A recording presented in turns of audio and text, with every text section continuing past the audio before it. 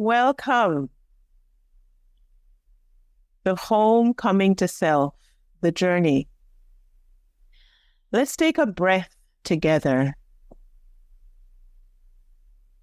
Let yourself arrive here and just notice. Notice what it feels like to be supported, even in this moment. The place in which you are sitting or standing or lying down. Notice what it feels like to be supported. In the past few episodes, we've been walking through something together, coming home to yourself, noticing the voice within, trusting that what you hear, and also beginning to take action, even when it feels uncertain. And if you've been following along, you may have noticed something else, that this journey can feel lonely. Yes. And that for many, although it feels lonely, we do not consider support. Because for so many women, you've been the one holding everything together. You've been the one on whose shoulder others can lay their heads. You've been the only one others rely on. You've been strong, capable, responsible. And when it comes to your own desires, your own calling, you try to figure it out alone. But here's the truth. You were never meant to do this alone. And that's why I am so grateful for today's conversation. Today, I am being joined by someone who embodies support. Support for herself, a lot of support for others, and she supports in a very powerful way. I am talking about the beautiful, brilliant Juliet Creary, who is my guest today. And I would like Juliet to introduce herself. Welcome, Juliet. Thank you so much, Sylvia, for that beautiful introduction. Tell us a little bit about you. Well, I am a wife for almost, I think it's over 40 years now. Lost track. It's about this year, I think it'll be 41. Wow. And I'm a mother of 3 adult children, and I'm a grandmother to 3 amazing grandsons. I'm a registered nurse by profession, and I have an amazing organization that speaks to my heart called My Sisters, Our Stories. Oh, yes. Yes, wonderful. And I know how close My Sisters, Our Stories is to Juliet. And that's one of the reasons that I've asked Juliet to join us, because we've had many conversations, and I have heard Juliet talks about My Sisters, Our Stories in such a loving way, but really how much she cares about the women who she brings together in this organization, and in which she also hosts events that bring sisters' stories together. And so I'd love to begin here, Juliet. What has your own journey been like when it comes to stepping into your purpose and being supported? Well, I've had many different people in my life over the years that's been very supportive. I would say starting with my mom. You know, mom was a single mom for a long time and just very supportive, I should say. And that, of course, has given me strength. As I went through my journey in nursing school, there was a lot of powerful, supportive women within that journey that supported me. And in motherhood, there were women that supported me. In my nursing career, there's been women that supported me. But with My Sisters, Our Stories, I started that because I wanted to bring women together, because I've always felt supported, and I've always had a variety of different women that I could lean on, depending on depending on the need that I had at that time. I thought, what must it be like for other women? Do they have this kind of support? And so that's sort of how my journey, especially the journey to my sisters' art stories, I came to be. Yes. Yeah. I love that you included in the support, being supported by women, even say in your journey with motherhood, because for so many, especially at this point in our evolution, women are carrying a lot alone. And motherhood seemed to be this thing where, parenting now is very different than years ago. And mothers are carrying a lot. And sometimes with the new inventions and all of the changes in our world, sometimes I think moms are having it really difficult, especially for someone who is a single parent, in terms of parenting alone. So it's good to hear that the support that we get as mothers is really important as well. And I'm just hoping that I wanted to just highlight that so that other women will hear that piece that, asking for support around mothering is important. I was going to say, asking for support in general. Yes. We have to, you can be in a room full of people and still be lonely and not feel connected. So support is not just that you receive the support. You have to be open. You have to be intentional. I've always been a person to seek out what I want, and you have to be. So in all the various areas of support, I've sought out those support. It wasn't just, I'm in the room, here I am, and just stood there waiting for the support to come. No. I had to be very intentional in asking. And I think in today's society, with social media, with what appears to be all this connection, it's really not a connection unless you're intentional. And so it's the ability to be able to say, this is what I want, and where can I get it? Yeah. Yes. And thank you for touching on the fact that with social media, so many think that because we see each other on social media, we kind of feel like we know what's going on. And we forget that what we're seeing is just a snippet of somebody's day. And we're not Absolutely. Yeah, we're not seeing the places in which they're needing support or asking for support or wondering where they can find the support that they need. And so to really be intentional, I like that. Really be intentional about getting the support that we need. Yeah. Would you say, was there a time of course, I'm sure there is. So what was a time or a place in your own journey when you needed support, you asked for it, and it made a difference? Can you tell us about it? Oh my goodness. I'm thinking about there are many areas, but I remember a particular time when I was 30 years old, and I lived in my little townhouse, and I had my 3 babies because I had them very, very quickly. And I was there with my 3 babies, and I was feeling particularly low. And,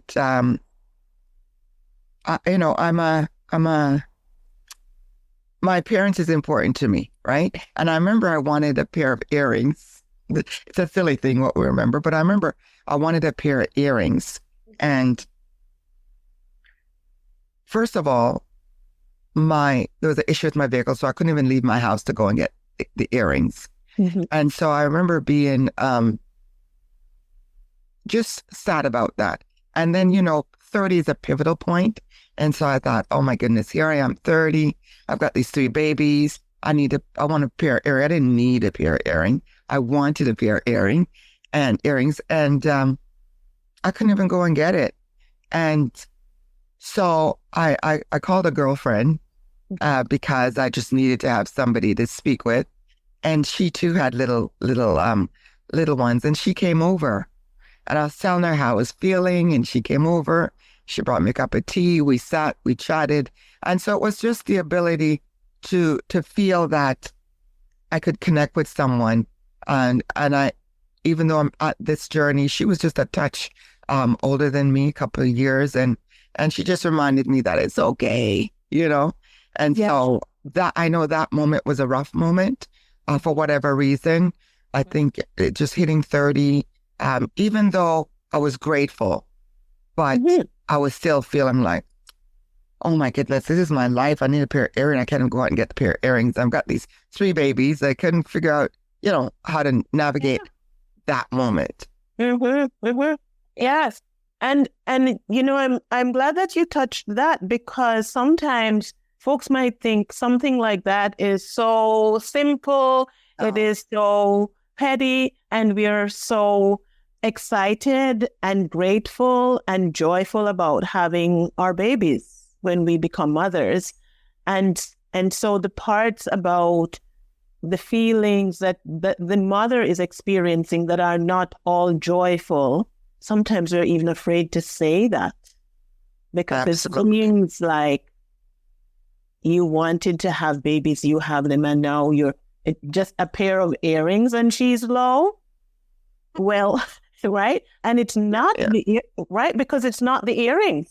No, it's not the earrings. And many other moms, sometimes it's a pair of slippers. Sometimes it's all in a sudden. It's, I don't know, the water didn't come out of the tap when I turned it on, because there's more going on than the pair of earrings or the slippers or the water. It's, you know, it's all of what that is doing to you, like bringing new life into the world, and that takes you over. And so sometimes we just need to have a girlfriend, someone that can call and just talk to. And so if someone, for the person who is listening today, and you might be a mom who is delighted that you have given birth to this new person, and you are feeling a little bit low, and you're wondering, would I be seen as being selfish, or something is wrong with me, or whatever? Nothing is wrong with you. Call a girlfriend and cry to them. Start crying. It's okay. Cry and laugh. Cry and laugh. That's right. Yeah. Why is it, you think, Juliet, that women struggle to ask for support? That's a very complicated question, I think, because it depends on so many factors. Culture being a big part of it. Yes. I know certainly in the Caribbean culture, and I'm a woman from the Caribbean, you know, you're, number one, you're taught to keep your business in the household. So you're not really encouraged to go and seek support. It's like the expectation is that you can manage your own business, which for the most part we can. However, being a wife, being a mother, being a professional, whatever that career choice is, or even just being a mom at home and all the responsibilities associated with that can be extremely exhausting. Yes. And so because we're kind of taught that, and it's not necessarily someone sits us down and say, listen, don't do this and don't do that, but you observe as you're growing up that this is how it's done in your culture or your faith or whatever that environment is that, you know, that you're in growing up and that you've learned from. That's how you kind of learn to manage your own business. So you need to be, you become intentional about changing things, right? And so that was it for me, to just be able to get past my culture and just seek the help that I need. And I think because of my personality too, that has a lot to do with it. You do need to ask for help. But I've always been that girl, even as a child. Yeah. Yes. Yes. Culture sometimes gets in the way of us asking for help. Various societal norms, things that we've been taught, some of what we believe, not even realizing that it is not my own belief. I'm believing what somebody else told me to believe, right? Yes. And so as this podcast is about homecoming to self, coming home to who we truly are. And in these various roles that we have in our lives, we sometimes forget who we are. For some of us, we didn't even get a chance to figure out who we are because life took over and we've been doing just facilitating other people's lives, their stories, right? And so even in the moments when we need support, we don't recognize it because we're more ready to take care of someone else than we are about ourselves, taking care of me, coming home to what I am needing. And what would you say to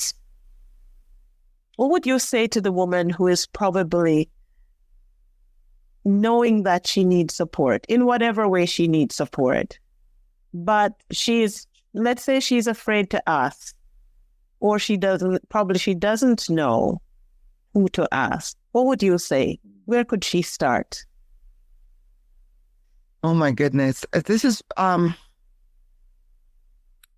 just going to give an example. I've got a friend that I've known for years, and she, although very accomplished in her particular field, she never took the time. I remember I prepared a gathering for her, but there was nobody to invite because she never took the time to cultivate strong relationships. And I think it really starts with that. In order to have a friend, you need to be a friend. In order to have people in your life that you can trust, that you can speak to, you need to become that person for other folks. And so sometimes as we're wrapped up in our own situation, it's hard to see past that. And I would honestly, one of the main things is to reach out to someone, to support someone, even though you're needing support. It sounds funny, but support somebody else. Be a friend to someone else, because I'm going to tell you, as low as you think your situation is, or as difficult or challenging as it might be at that moment, there's somebody else with a situation more challenging. And so when you reach out to support someone or to connect with someone and invite them into your space, it frees up the spirit for you to then get that support that you need. So first you need to be a support. Yes. Yeah. I want to touch on what you said just before that, connecting with others and building relationships. Yeah, absolutely. And for many, when we are in, I'm going to call it the trenches, just doing our thing, I'm just doing my life over here, and head down doing it on my own. As you said, this friend, you look up and you realize, yes, you are alone because you've been doing it all alone. You haven't called anyone in, whether to share it with them or to share yourself with them. And so now, you find yourself alone. And I've been there myself. And so the piece about I need help, but I'm going to offer help to someone else, is really about the thing that you need the most. Give that thing away. Absolutely. Absolutely. Yeah. And in this case, it's connection. You need connection. It's not the help so much. It's the connection. Because when we're feeling connected, it's easier to ask for what we need. Exactly. Desire to have. Yes. because the people we're connected with, we will feel more comfortable. And they might even see also some things we don't have to ask because we're so connected. Somebody says, I could feel that.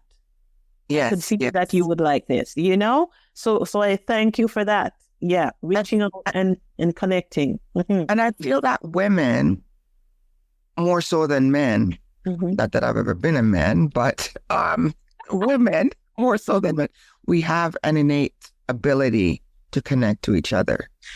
And it's just to be open. It's just to say hello to that woman in the line with you at the grocery store. Just to say hello to that woman, you know, if you go to the park, if you're a stay-home mom with your kids, there's other women in the park, just to say hello. How are you? Yeah. Just to make that initial connection, because that statement that people need people, we need people. Yes. Yes. We need people. People need people. Yeah. Sisters need sisters. Absolutely. Yes. And that takes us back to, I'd like you to talk a bit about My Sisters or Stories. I like the title of it. Tell us a little bit about My Sisters or Stories. You know, I can't remember.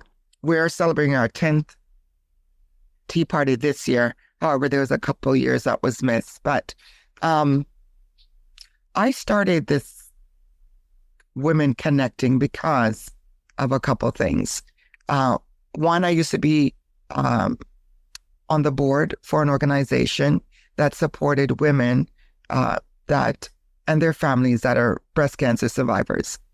And I loved that connection. I loved, you know, we would have these meetings and the women would come and they would share with each other and or their families if the person didn't survive, but their families did, just having the family share. And I thought it was such a powerful thing to have these women come together so they're not alone. The families are not alone. And so that was one of the reasons I thought, you know, wouldn't it be awesome for women to get together regardless? It shouldn't have to be about cancer. It could be anything. Cancer is just, you know, the platform that I initially thought about it, but where they could share their stories, whether that be, oh my goodness, I've been working towards this job and now I finally got it, or the struggles of losing the love of my life, what that looks like, or you know, inability to have a child, or oh my goodness, I have 6 kids, I'm overwhelmed, whatever the thing might be, but just being able to come together and speak about that story. And then, of course, I used to be with a cosmetic company, and I met a variety of women from a variety of ethnicity, you know, background. And I remember going into this young Chinese woman's house, and she recently had a baby, and I used to love doing that because it wasn't about the cosmetic. It was about, again, the connection. You know, you're invited into this woman's house and you're sitting there and you're having conversation, and as she's sharing her heart and you're sharing. And I remember this particular woman, and she was broken because she just had a baby and they tried hard for this baby. And then she just also, at the same time that she brought home this bundle of joy, found out that her fantastic husband, bless his heart, was having an affair at work. And so I just happened to come in for this facial the day that she found out. And so, you know, she was able to cry with me and talk with me and just, you know, I feel that we're in each other for the right time, the right reasons. And so that, you know, definitely solidified the need for women to have a space to share their stories so they can celebrate together, they can cry together, and they can get excited together. Yes. Mm-hmm. And I love that it is all kinds of stories. Yes. Not only the sad stories, it's the celebrations about what's going well. It's the stories about what has been hard. And it's the stories about I'm here. This is me. I'm here. Yeah, I love that. Mm-hmm. So when is you said it's an annual event. When is it? Has it already happened this year or when? No, I'm excited because this is my 10th year for our tea party, which is, I love themes. I love to dress up. And Yes. so it's our 10th year, so it's a legacy year. And it's June 27th this year. Mm-hmm. And every time I have the tea party, um, we always support a community a person in the community in need, or an organization in the community that's doing things to support others. So that is so this year I'm excited to say that we are supporting Links Across Borders. Yay! We've supported sickle cell. We've supported, one year we supported this young family. She's actually a registered nurse, but had just really gone through some hard time. And she had 5 children, and she just couldn't see Christmas. And so we were able to secure gifts for all the kids, and secured her with some financial gifts so that she was able to, just have that sense of, I'm here for my kids. I can help my kids. So we've held a variety of different groups and organizations within the community. So that brings me joy, even though it's not officially a nonprofit organization, but every time I do the event, it's to support it's to support a community event. Yeah. Yes. And I love that it is a tea party with a purpose. Absolutely. Oh, I love that tea party with a purpose. Look at that. Yes. Yeah, it's a tea party with a purpose. And yes, and you said I love to dress up, and we love to dress up. Yes, and yes. We can dress up and we can be playing with, teacups and sharing our stories, and at the same time with the purpose of contributing to some other people's lives, making a difference. And I am particularly pleased, grateful, very delighted that you have chosen that this year it's Links Across Borders is going to. When you told me that, I was like, how did I hit the jackpot this time? Oh my goodness! Yeah, thank you for that. For those who are wondering, Links Across Borders is a nonprofit organization that builds libraries in Ghana and supports children's education. We provide reading resources, computers, and other school supplies. So it's a big cause. And I'm really hoping that you will all fill the house wherever. Where is it happening, Juliet? Where in the world? It's happening in Brampton, Ontario. Yes. So it's pretty easy to get to. So, yeah. Yes. And you're selling tickets, I imagine? Yes. Like you said, it's a tea party with a cause. The tickets are $100, but let me tell you what you get for that $100. Of course, the ability to reconnect with old friends and to meet new friends. And I am very Caribbean, so even though it's tea party, there's food. Okay, there's a 4-course meal, and so of course, then there's tea. There's great entertainment. We've got some great prizes. We've got some sponsors, so it's going to be a lot of fun, right? And the ability to have a couple people share their stories. A couple women are going to share their stories and their journey, and an opportunity just to network and have fun. Yeah. It sounds good, and it's a tea party that is not a tea party, friends. That's right. It's called a tea party, but there will be food. That's right. Proper food. Come to the food. Proper food and entertainment. Yes. And most important and beautiful, women will be sharing their stories. And, when in this space, we get to hear probably some parts of our own stories being told as if the other woman who is sharing has lived a part of my life. I have experienced that before. Yeah, in fact, I've been to one of your events before, and I remember hearing women sharing about their own story, and they don't know me, and they don't know that some of what they're saying was part of my story. So for the folks who will come out, if you hadn't thought about it before, think about coming out. Somebody else might be sharing the part of your story that you're not ready yet to share with your own voice. Yeah, I think this would be great. Thank you so much. So for someone listening who is used to doing everything on their own, one small way that she could begin to open to support today might be what? Just one small way. You mentioned earlier saying hello to someone at the grocery store. Yes. Right? Making connection. Or connect with an organization, connect with your neighbor. There's lots of ways that we can, there's lots of needs. Let's just put it this way. There's lots of needs. My aunt, who is in her 70s, and she likes to crochet. And so she actually crochets hats all year round, and she collects them. And come winter, she goes down. And if she doesn't go down because she doesn't like to drive in the city, she will give it to someone to go and give out to homeless folks in the city, because, that's on our heart. Yeah. And look in your heart, because we all have things that speak to our heart. And whatever that thing is, find a way to give it. Find a way to give it. Find a way to give it.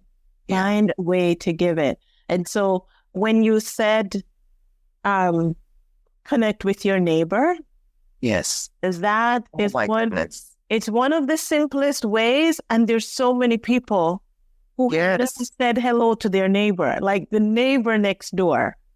The neighbor next door. Can you imagine?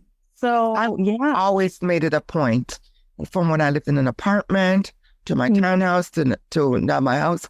First, when I move in, I get to know the neighbors on both sides and the neighbors in front of me, because, of course, I had young kids too. Part was for selfish reasons, but to also get to know them and for them to know who I am, because God forbid something happens in the middle of the night. That's not the time to meet them. It can be, but you don't want it to be. When I move somewhere, I introduce myself. I say hello. When the opportunity presents himself and they're in the driveway, I'm saying hello. And you'll find some people are super friendly and some people are not. But that's okay. That's okay. Yeah, we say hello. Saying hello. We just saying hello. Your local grocery store that you go to, I'm telling you, most of the cashiers in the grocery store, across from me, they know me. Hey, how are you? Not by necessarily name, but they know my face and I know their face. How are you? How's your mom? They know my mom. So there's so many ways to connect. Yes. You just need to be intentional. Yeah. And play a little game with yourself. Let me see how many people I can connect with today. And if you're really super shy, say, okay, Lord, help me to connect with one person. One person today. One. Yes. So there you have it, friends. One. Even if it's just one. Say, I'm going to connect with one person today. Juliet Creary says I should try to connect with one person today. So say hello to a friend. Thank you so much, Juliet. In closing, I just want to offer this gentle truth. Just because you don't see the full path and doesn't mean you're not being called to your purpose. As you heard, Juliet spoke about how she came to be hosting this particular project, this piece on so many women's journey, My Sisters, Our Stories, which helps so many women to share their stories of their highs, their lows, and all the things in between. That's what Juliet is carrying, and it's something that is her purpose. Go ahead, Juliet. You want to say something? It's funny, but you've said purpose twice now, and I forgot to mention that I'm an author. And I'm an author of a book called 7 Life Lessons Leading to Your Purpose. And so, because I believe that there's a story in each and every one of us. And at some point in time, you need to try to write that story down. But even if you don't get to write it in the form of a book, then you get to speak it. Right. So I had to just interject. Yes, thank you. Because we'd love to read that book too. I haven't seen it yet. I haven't read my copy yet. Yeah. Can you just say the title again? It's 7 Life Lessons Leading to Your Purpose. And you can get it on my website, which is julietcreary.com. Good. Thank you, Juliet. You are life welcome. lessons leading to your purpose. Yes. Yeah. And so, again, just because you don't see the full path doesn't mean you're not being called. We're all being called, and you don't have to walk the path alone. So I want to invite you, friends, as you listen, to consider, where have I been doing this life alone? Where? That I no longer have to do this alone. Is there someone I can speak to? A space I can step into? My sister's circle would be a good space. My sisters or stories would be a good space to step into.